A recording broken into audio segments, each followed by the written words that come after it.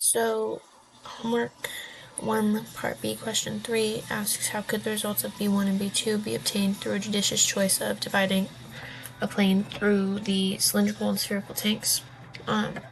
So, to derive the same result using a dividing plane, we're going to consider a vertical plane cutting through the axis of the cylinder, so it'll split it into two symmetrical halves.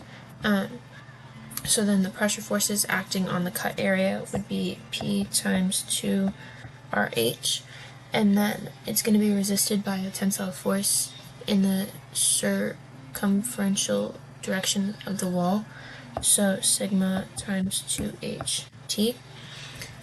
So then if we set those two forces equal to each other, P times 2RH is equal to sigma times 2HT.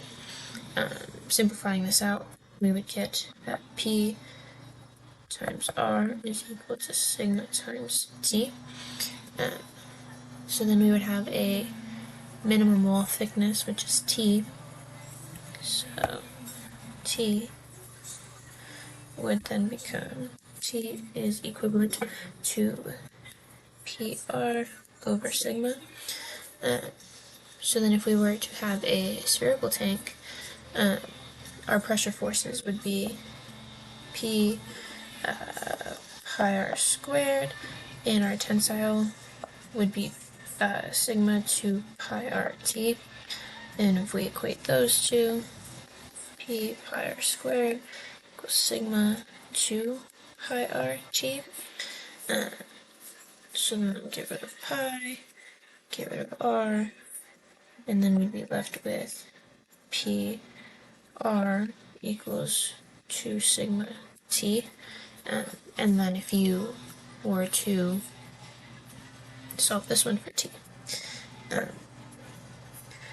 you are left with T equals PR over 2 sigma.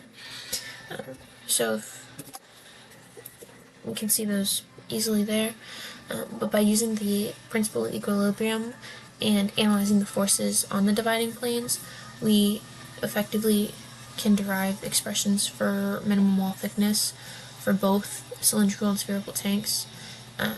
The key to this would lie in balancing the internal forces, the internal pressure forces, with the tensile strength of the material that would be resisting that force.